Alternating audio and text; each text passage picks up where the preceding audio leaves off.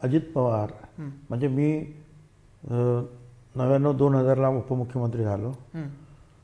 नंतर मुंबई शहरावर जो पाकिस्तानवाद्यांचा जो हल्ला झाला तेव्हा R.R. पाटील यांनी राजीनामा दिला, विलासराव आणि त्यांनी. तेव्हा पुन्हा दुसऱ्यांदा मी शपथ घेतली. अशोक चव्हाण मुख्यमंत्री, मी उपमुख्यमंत्री. आणि वर्ष 2-1.5 वर्षांनी जे काही वर्षभराने निवडणूक आली त्याच्यात परत अशोक चव्हाण आणि मी हे झालं.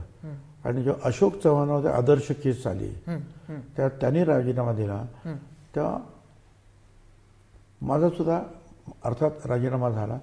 परंतु पुन्हा एकदा शपथ घेताना पवार साहेबांचं म्हणणं होतं की भुजबळांना ठेवा, त्यांची काय चूक आहे.